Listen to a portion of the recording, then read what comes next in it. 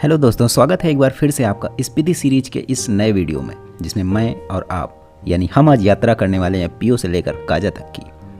जो आप सामने देख रहे हैं ये है रिकोंग पीओ का छोटा सा और बेहद ही खूबसूरत bus stand, Reckong PO bus stand. तो बस थोड़ा सा इंतज़ार कीजिए, काजा पहुंचने की सारी जानकारी मैं आपको इस वीडियो में देने वाला हूं कि बस का किराया कितना पड़ता है और बस की टाइमिंग क्या होती है, आप किस तरह से पहुंच सकते हैं, कितना टाइम लगता है वहां तक पहुंचने में। सारी जानकारी मैं आपको इस वीडियो में दूंगा, बस थोड़ा सा इंतज़ार कीजिए, जिसके लिए आपकी एक्साइटमेंट का लेवल बढ़ रहा है और मेरा तो पहले से ही बढ़ा हुआ है। काजा के लिए बस सुबह 5:30 बजे रिकोंग पीओ बस स्टैंड पर लग जाती है और वही इसका जो डिपार्चर टाइम है वो है लगभग 6:15 पर रिकोंग पीओ बस स्टैंड से ये निकल लेती है काजा के लिए। क्योंकि बस डाक सेवा का भी काम करती है तो पीओ से डाक लेकर और यात्रियों को लेकर बस चल पड़ती है सीधे काजा की ओर। ये जो आप सामने देख रहे हैं ये सतलज नदी या भारत में बहने वाली जो 5 नदियाँ उनमें से जो बड़ी 5 नदियाँ उनमें से एक है ये। इसका जो अगर उद्गम स्थान की, अगर सतलज नदी के हम उद्गम स्थान की बात करें तो ये निकलती है मानसरोवर झील। जो मैंने एक आपको मानसरोवर लेक बताया था पिछले वीडियो में, उस मानसरोवर झील के पास एक राक्षस ताल है, वहाँ से निकलती है और सीधे चिनाब में जाकर मिलती है। तो इसी नदी के साथ साथ अभी आपको यात्रा करनी है जब आप यात्रा अपनी शुरू करेंगे रिकोंग पीओ से काजा तक की। और ये जो आप सामने एक ब्रिज देख रहे हैं, ये ब्रिज जोड़ता है उस रास्ते को जो रास्ता जाता है मूरंग विलेज और कई सारे ऐसे छोटे छोटे गाँवों के लिए। तो अगर आप मूरंग विलेज जाना चाहते हैं तो उसके लिए आपको पीओ से टैक्सी करनी पड़ेगी, जिसका कि वो आपसे 1500 रुपये तक चार्ज करेंगे। तो वो आप पर डिपेंड करता है, आप अगर चाहें तो मूरंग विलेज और ये ऐसे ही छोटे छोटे गाँवों को एक्सप्लोर कर सकते हैं। पीओ से चलने के बाद जो पहला स्टॉप होता है बस का वो होता है इस्पिलो में। ये जो जगह आप देख रहे हैं ये इस्पिलो, यहाँ पर बस रुकती है 10 से 15 मिनट के लिए या 10 से 20 मिनट के लिए बस यहाँ पर रुकती है, जिसमें आप यहाँ पर चाय नाश्ता कर सकते हैं। वैसे तो अगर आप चाहें तो खाना खा सकते हैं, लेकिन इतनी सुबह खाना कौन खाता है, क्योंकि 8 बजे बस यहाँ पर पहुँच जाती है। यहाँ से नाश्ता करने के बाद रिफ्रेश होने के बाद फिर से चल पड़ते हैं आगे की ओर। रास्तों में कहीं कहीं पर बहुत काफ़ी मोड़ जो हैं वो काफ़ी तीखे हैं, जो कर्व थे वो काफ़ी तीखे मोड़ हैं। तो उनको सही करने के लिए, मतलब वहाँ से जाने में प्रॉब्लम ना हो कोई गाड़ियों को और बसों को जाने में कोई प्रॉब्लम ना हो, इसके लिए ये जो ब्रिज बनाए जा रहे हैं सीधे सीधे, जिनको कि रास्तों में सीधे मिलाया जा रहा है, मतलब इधर से रास्ता वो क्रॉस करके रिवर को क्रॉस करके दूसरी तरफ के लिए सीधे रास्ता बनाया जा रहा है, ताकि रास्ते में आने जाने वाली गाड़ियों और बसों को आने जाने में कोई प्रॉब्लम ना हो। अब जिस जगह में हम यहाँ पर अभी पहुँच रहे हैं, अभी जहाँ हमारी बस पहुँच रही है, इसे कहते हैं पू। तो काफ़ी ये जो पू, वैसे तो आपको पीओ से काजा तक में काफ़ी छोटे छोटे कई सारे गाँव मिलेंगे, लेकिन कुछ बड़े बड़े कस्बे भी मिलेंगे, जैसे पू, चांगो, सुमदो, इस टाइप के काफ़ी बड़े बड़े कस्बे आपको बीच में मिलेंगे देखने को। अगर आप अपनी पर्सनल व्हीकल से आ रहे हैं, आप अपनी पर्सनल गाड़ी से आ रहे हैं, तो आपको अगर यहाँ पर स्टे करना है, पू में स्टे करना चाहते हैं या नाको में स्टे करना चाहते हैं, चांगो में करना चाहते हैं, तो यहाँ पर आपको स्टे के ऑप्शन मिल जाते हैं। इस वजह से मैंने बताया कि ये काफ़ी बड़े कस्बों में से गिने जाते हैं पू वगैरह। और रिकोंग पीओ से पू की जो दूरी है बीच की वो है 67 किलोमीटर और जिसका पू का जो एलिवेशन है वो है 2262 मीटर।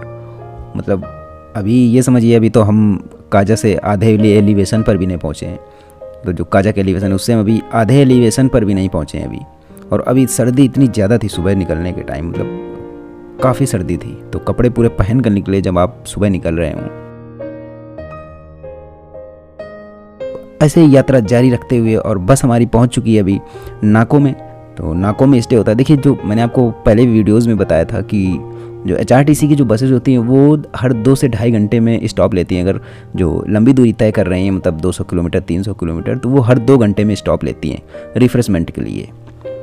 तो यहाँ पर भी अब हमारा स्टॉप होगा। अभी 10 बज चुके हैं। ये जगह है नाको, तो यहाँ पर बस का स्टॉप होगा, बस का हाल्ट होगा लगभग 20 से 30 मिनट का, क्योंकि यहाँ पर अगर आप चाहें तो खाना खा सकते हैं। तो यहाँ पर खाना खाने के लिए बस रुकती है 30 मिनट के लिए। आप ये समझिए कि 25 से 30 मिनट तो यहाँ पर लगते ही हैं। तो उतरते हैं बस से और कदम बढ़ाते हैं खाने की ओर, क्योंकि पेट पूजा तो भाई बहुत ज़रूरी है। और अगर आपको वोमिटिंग की समस्या, यानी पहाड़ों पर अगर आपको वोमिटिंग की समस्या है, तो पहली बात तो सुबह दवा खाकर निकले और रास्ते में बस खाना थोड़ा सा हल्का फुल्का ही खाएँ। भारी खाने के चक्कर में मत पड़े कि हाँ मैं पराठे भी खा लूँ, रोटी भी खा लूँ, दाल भी खा लूँ, सारी चीज़ें खाएंगे तो आपको वोमिटिंग की प्रॉब्लम होनी ही होनी है। तो इससे अच्छा यही है कि खाना बिल्कुल लाइट लें और जो वोमिटिंग की दवाई है उसको आप सुबह खा कर निकलें, तो आपको वोमिटिंग की समस्या नहीं होनी चाहिए मेरे ख्याल से। तो नाको में जब तक बस रुकी है तो तब तक आप यहाँ पर खाना खाइए और आनंद लीजिए इन नज़ारों का, इन स्नो कैप्ड माउंटेन्स का, इन बर्फ़ से ढके पहाड़ों का आनंद लीजिए यहाँ पर। और जब इनके बीच में, पहाड़ों के बीच में बैठकर आपको खाना खाने को मिलता है ना। और ये मैं आपको बता सकता हूँ कि आप यहाँ पर आने के बाद एक बात तो ये ज़रूर सोचेंगे कि काश मैं यहाँ पहले आ पाता। लेकिन फिर भी अगर अभी आ गए हैं तो बस एंजॉय करिए यहाँ पर चारों तरफ की ब्यूटी, नेचुरल ब्यूटी को, इस प्राकृतिक सुंदरता को एंजॉय कीजिए और खाना खाइए यहीं पर बैठकर। अगर आप चाहें तो नाश्ता कर सकते हैं जैसा कि मैंने किया, क्योंकि मेरे से ज़्यादा खाने का कोई मतलब नहीं है, मुझे भूख भी ज़्यादा नहीं लगी थी और सुबह 10 ही तो बजे, फिर इतनी जल्दी भूख भी लगनी नहीं थी।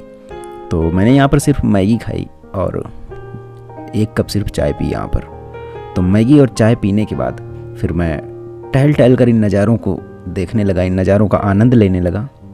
तो आप भी यही कर सकते हैं, आइए आराम से नाश्ता कीजिए या फिर आप टहलते टहलते चाय पीजिए और आनंद लीजिए इस जगह का, इन पहाड़ों का, इस प्रकृति का।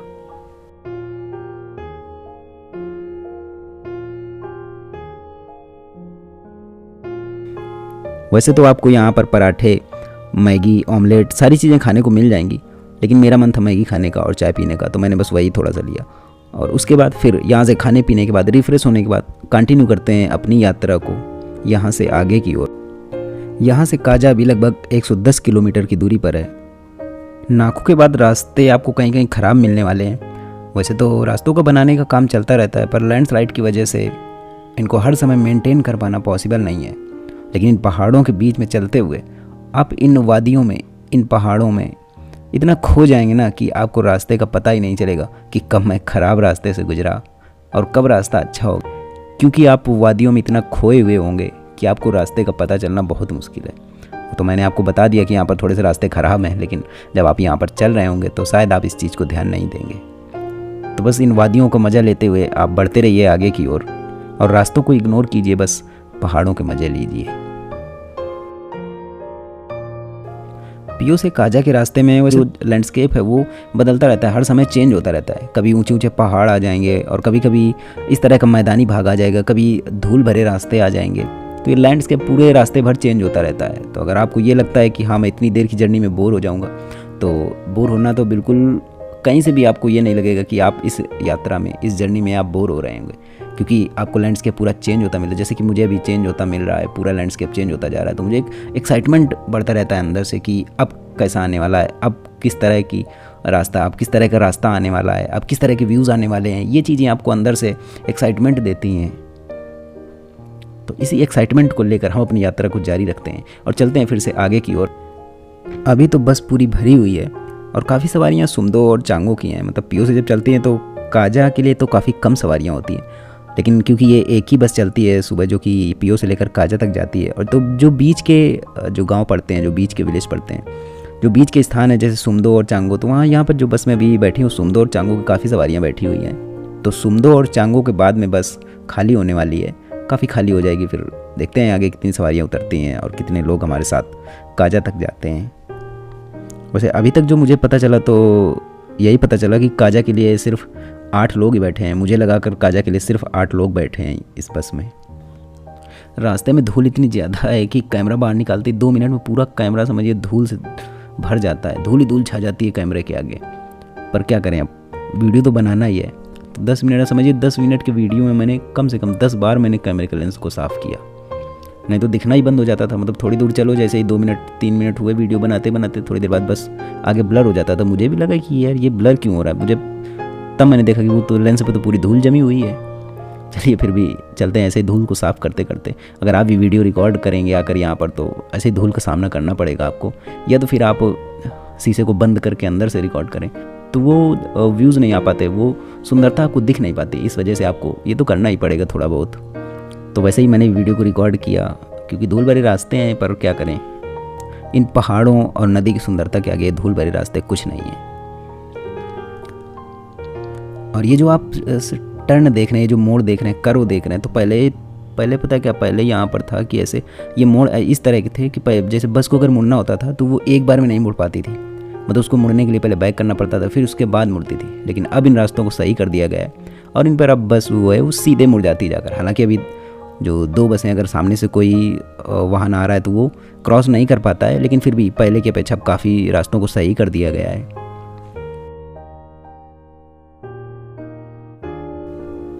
अभी हम पहुंच चुके हैं चांगो विलेज। यह है चांगो विलेज और इसका एलिवेशन वो है 3058 मीटर। अभी मैंने आपको पू का एलिवेशन बताया था 2200 कुछ मीटर, 2262 मीटर मैंने आपको बताया था शायद। और इसका एलिवेशन जो चांगो का एलिवेशन है वो 3058 मीटर, यानी कि हम लोग लगभग 1000 मीटर ज़्यादा ऊंचाई पर आ चुके हैं अभी तक। और अभी तो आगे और ऊंचाई पर जाना है। तो ये जो सामने वाली बस है, ये बस आ रही है काजा से पीओ के लिए जा रही है, जो कि काजा से सुबह 7 बजे चलती है। तो ये यहाँ पर अभी चांगो के आगे मिली और दोनों ड्राइवर भैया आपस में कुछ बातचीत कर रहे शायद, और बातचीत करने के बाद वो पीओ के लिए निकल जाएगी और ये बस चल देगी काजा की ओर। यहाँ से सुमदो अभी लगभग 6 किलोमीटर दूर है। और देखिए लैंडस्केप किस तरह से चेंज मिलने लगा है फिर से। पहले अभी मैदानी भाग मिला था और अभी फिर से हमें मिलने लगे खड़े पहाड़, मतलब पूरे सीधे खड़े पहाड़ और बीच से बनी हुई ये रास्ते। बगल में बह रही है स्पीति नदी, जो कि पहले मैंने आपको बताया, जब मैं पीओ से चला था तो मैंने आपको बताया था कि ये सतलज रिवर है। तो ये जो स्पीति नदी है ये खाप संगम, जहाँ पर खाप संगम है वहाँ पर जाकर ये सतलज से मिल जाती है। लेकिन अभी यहाँ पर ये स्पीति रिवर है और ये सीधे काजा स्पीति तक ये स्पीति रिवर ही जाएगी। और अब आप जाने वाले हैं स्पीति रिवर के साथ साथ, मतलब इसके बगल से यात्रा करते हुए आप भी सीधे पहुँचेंगे स्पीति।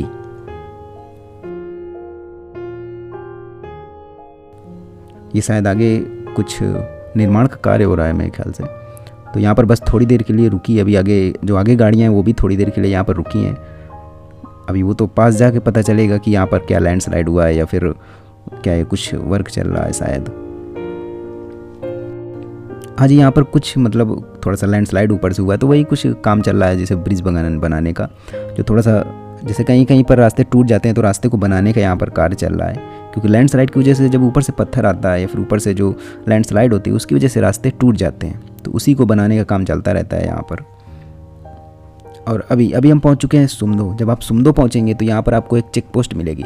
आप किसी भी गाड़ी से आ रहे हैं, आप बस से आ रहे हैं, फिर ट्रैवलर से आ रहे हैं, किसी भी गाड़ी से आ रहे हैं, तो यहाँ पर चेक पोस्ट है। इस चेक पोस्ट में पूरी कागज़ों की जांच की जाती है। जो भी कागज़ आपके होते हैं जैसे गाड़ी के आरसी और मतलब सारे जो भी सारे डॉक्यूमेंट्स होते हैं उनकी यहाँ पर चेकिंग की जाती है और उसके बाद फिर आपको यहाँ से आगे जाने दिया जाता है।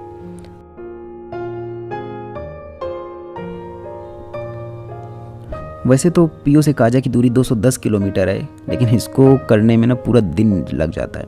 मतलब सुबह से आप यात्रा शुरू करेंगे तो आप शाम तक काजा पहुंच पाएंगे, क्योंकि पहाड़ों के रास्ते हैं। तो यहाँ पर कोई हाईवे तो है नहीं कि आप सुबह निकले और बस स्पीड में पहुँच गए। 2 से 3 घंटे में आपने 300 किलोमीटर का सफ़र तय कर लिया। यहाँ पर बहुत आराम से आपको सफ़र करना होता है और जो यात्रा करनी होती है बहुत ही आराम से करनी होती है। तो इस वजह से इसमें पूरा दिन लग जाता है। अगर आप ये सोच रहे हैं कि हाँ 210 किलोमीटर की यात्रा और मैं इसे 3 से 4 घंटे में पूरी कर लूँगा, तो ये बिल्कुल भी पॉसिबल नहीं है। और यहाँ के नज़ारे तो आपका मन मोह लेने वाले हैं। देखो ये नदी, मतलब स्पीति नदी आपको इतनी सुंदर लगेगी ना सामने से। हो सकता है आपको कैमरे में उतनी सुंदर ना लग रही हो, उतनी खूबसूरत ना लग रही हो, लेकिन जब आप सामने से होते हैं ना तो ये आपको बेहद ही खूबसूरत नज़ारे दिखाई देते हैं। हर चीज़ को कैमरे में कैद कर पाना पॉसिबल नहीं है, लेकिन जब आप यहाँ पर आते हैं तो अपनी आँखों से आप सारी चीज़ों को कैद कर लेते हैं। क्योंकि हर चीज़ का तो वीडियो मैं आपको नहीं दे सकता हूँ ना। पूरे रास्ते मैंने 6 घंटे यात्रा की, तो क्या 6 घंटे का वीडियो तो मैं आपको नहीं दे सकता ना। तो कितना भी कैद कर लो, कितना भी कैमरे में कैद कर लो, लेकिन कुछ चीज़ें तो छूट ही जाती हैं। फिर भी डिजिटली आप जितना घूम सकते हैं घूमिए, जितनी चीज़ों को जान सकते हैं जानिए, जिन जगहों को आप जान सकते हैं डिजिटली जानिए उन्हें। अगर आप फिजिकली जा सकते हैं तो फिजिकली जाइए, या फिर डिजिटली तो जाइए ही। क्योंकि ऐसी खूबसूरती शायद ही आपको कहीं पर देखने को मिले, जो आपको स्पीति में देखने को मिलती है, जो आपको हिमाचल में देखने को मिलती है, जो आपको इस रास्ते में देखने को मिलती है, वो शायद ही आपको कहीं देखने को मिले। तो अगर आपको मौका मिलता है तो एक बार ज़रूर यहाँ पर आइए। किसी भी तरह बजट में आते हैं, अगर आप बजट में आना चाहते हैं तो फिर बजट में आइए, बस से आइए, पब्लिक ट्रांसपोर्ट से आइए। लेकिन अगर मौका मिलता है तो एक बार यहाँ पर ज़रूर आइए। मैं तो सिर्फ यही कहना चाहूँगा आपसे, क्योंकि यहाँ आने के बाद यहाँ की जर्नी को ना आप भूल ही नहीं पाएंगे। पूरी लाइफ ये जर्नी आपको याद रहेगी। तो अभी हम जहाँ पर पहुँच रहे हैं, जो एरिया इसे हुर्लिंग कहते हैं, तो हुर्लिंग में ये सारे रेस्ट हाउस बने हुए हैं। जो PWD के रेस्ट हाउस हैं ये सारे हुर्लिंग में बने हुए हैं। और यहीं पर आपको देखने को मिलेगा जो ITBP का जो मुख्यालय है, भारत तिब्बत सीमा पुलिस बल का जो मुख्यालय है, वो आपको यहाँ पर देखने के लिए मिलेगा। ये जो आप अभी बाईं तरफ अपने देख रहे हैं, यहाँ पर जिसमें लिखा हुआ है कि 17वीं वाहिनी भारत तिब्बत सीमा पुलिस बल, तो यहाँ पर आपको ये मुख्यालय देखने को मिलेगा। क्योंकि यहाँ से जो तिब्बत का बॉर्डर है वो काफ़ी पास में पड़ता है, तो यहाँ पर इस वजह से मुख्यालय बनाए गए हैं। तो इन सारे नज़ारों को देखते देखते अब आपको भी भूख लग गई होगी, तो बस का फिर से हाल्ट होता है यहाँ पर 15 से 20 मिनट के लिए। तो आप चाहें तो यहाँ पर भी खाना खा सकते हैं और आप नाश्ता कर सकते हैं। तो आपको हर 2 से 3 घंटे में बस रुकती रहती है आपके नाश्ते के लिए, ब्रेकफास्ट के लिए, या फिर आप कुछ खाना खाना चाहें, लंच करना चाहें, उसके लिए बस रुकती रहती है। और अभी कंडक्टर साहब बस को साइड में लगवा रहे हैं। तो ये हुडलिंग जगह है, मैंने अभी आपको बताया कि ये जगह है हुडलिंग, और यहाँ पर बस का हाल्ट होता है 15 से 20 मिनट का। तो अभी बस को साइड में लगाया जा रहा है। यहाँ पर सभी लोग खाना खाएंगे। खाना खाने के बाद फिर से यहाँ से बढ़ेंगे आगे की ओर। बस कुछ ही दूरी बची है काजा की यहाँ से। तो यहाँ पर खाना खाने के बाद अब यहाँ से हम चल पड़े हैं आगे की ओर, यानी कि सीधे काजा की ओर। और यहाँ से हम चलते रहेंगे, काजा पहुँचेंगे सीधे। अब देखते हैं कितना टाइम लगता है यहाँ से काजा पहुँचने में। तो मैंने आपको बताया था जब मैं चला था सुबह, तो मैंने आपको बताया था कि अभी आपको जानकारी दूंगा बस की। तो देखिए, वैसे तो मैं कल्पा में रुका हुआ था। मैंने आपको बताया था कि कल्पा में रुकने का क्या फ़ायदा है और पीओ में रुकने का क्या फ़ायदा है। तो मैंने आपको बताया था कि कल्पा में अगर आपको रुकने का मन है तो आप पीओ में न रुक कर कल्पा में रुकिए। तो कल्पा में सुबह मैं चला, सुबह 4 बजे मैंने कल्पा से एक टैक्सी बुक करी जिसने कि 500 रुपये चार्ज किया।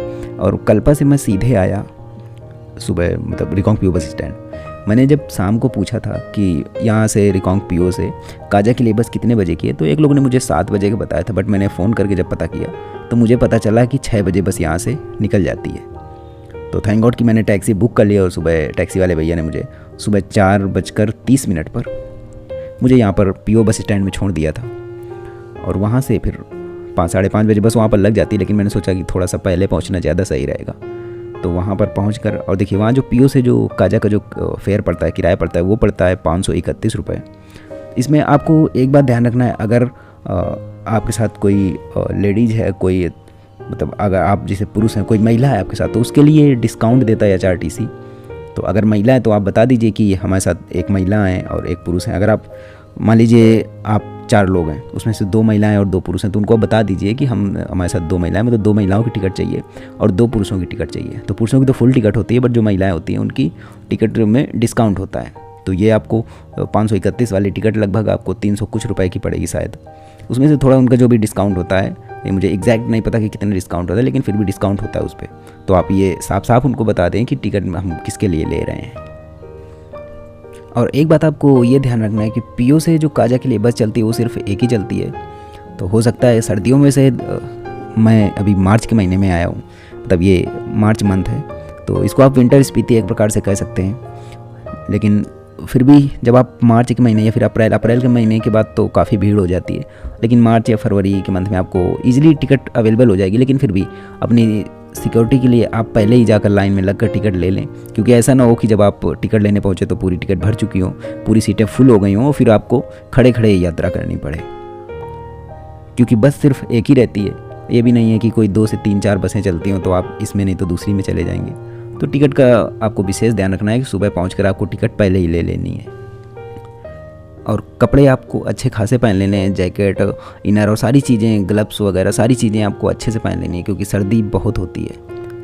मतलब सर्दी इतनी होती है कि अगर आपने कपड़े नहीं पहने ना सही से, तो आप बीच में ना ठिठुर जाएंगे, तो कुल्फ़ी जमने का डर रहता है। इस वजह से कपड़े अच्छे से पहन लें। तो ये सारी जानकारी आपको देना मैंने ज़रूरी समझा, क्योंकि अगर आप यात्रा कर रहे हैं, आप पीओ से काजा, आप स्पीति ट्रिप कर रहे हैं, बजट ट्रिप कर रहे हैं, तो अगर आपने पिछले वीडियो मेरे नहीं देखे हैं तो आपको डिस्क्रिप्शन में पूरी स्पीति सीरीज़ की लिंक मिल जाएगी, और भी कई सारे वीडियोज़ की लिंक आपको, जो ज़रूरी वीडियोज़ हैं उनकी लिंक आपको डिस्क्रिप्शन में मिल जाएगी। तो आप वहाँ पर जाकर सारे वीडियोज़ देख सकते हैं।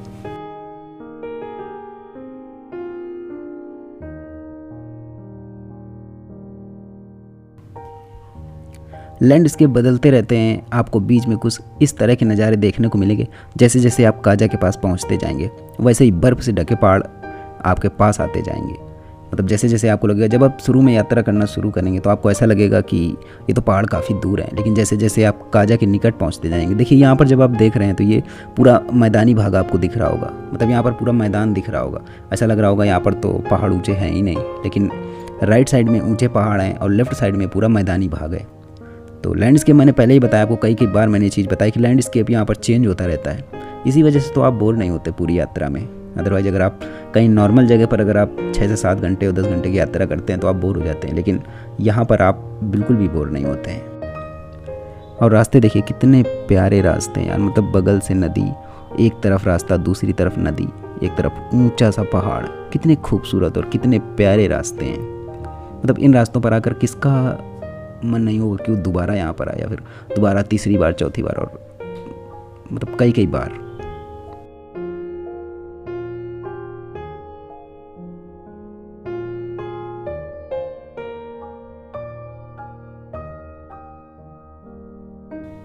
बेहद ही शानदार नज़ारे और बेहद ही खूबसूरत नज़ारे देखने को मिलेंगे आपको यहाँ पर आकर। तो यहाँ से बस हम अब काजा पहुँच चुके हैं। तो आई होप कि आपको ये जर्नी काफ़ी पसंद आई होगी, पूरे रास्ते की जानकारी आपको मिल गई होगी। और अगर देखिए, अगर नेटवर्क की बात करें तो नेटवर्क जब आप पीओ से चलेंगे काजा की ओर, तो रास्ते में आपको नेटवर्क पूरे सही, जो भी जियो का नेटवर्क है और एयरटेल का नेटवर्क, वो आपको प्रॉपर मिलेगा यहाँ पर। लेकिन कहीं कहीं पर रास्ते में 10 से 20 किलोमीटर में जब आप पू के आसपास होंगे तो वहाँ पर नेटवर्क की थोड़ी सी प्रॉब्लम होगी, मतलब नेटवर्क आपके चले जाएंगे। लेकिन बाकी रास्तों में आपको पूरे नेटवर्क और कनेक्टिविटी काफ़ी अच्छी देखने को मिलती है। बाकी रास्ते पर आपको नेटवर्क और कनेक्टिविटी काफ़ी अच्छी देखने को मिलती है। तो नेटवर्क और कनेक्टिविटी तो आपको मिलती रहेगी, लेकिन शायद सुंदर नज़ारे आपको बार बार देखने को ना मिले। तो जब आएँ तो बस इन नज़ारों का आनंद लीजिए, कनेक्टिविटी तो कभी भी मिल जाएगी। तो फ़ोन को रख दीजिए साइड में और इन नज़ारों को बस आनंद लेते हुए पहुंचिए काजा यानी कि स्पीति। तो आई होप कि आपको वीडियो बहुत ही पसंद आई होगी, और दूसरी वीडियो में जाने से पहले इस वीडियो को लाइक कर दीजिए और एक प्यारा सा कमेंट करके बताइए कि वीडियो आपको कैसी लगी। और अगर आप भी बजट में स्पीति ट्रिप का प्लान कर रहे हैं तो मेरी बाकी की सारी वीडियोज़ भी आपकी काफ़ी हेल्प करेंगी। डिस्क्रिप्शन में लिंक है, सारी वीडियोज़ को जाके चेकआउट कीजिए। और मिलते हैं आपसे अगले वीडियो में, तब तक के लिए नमस्कार, tata, bye bye, take care.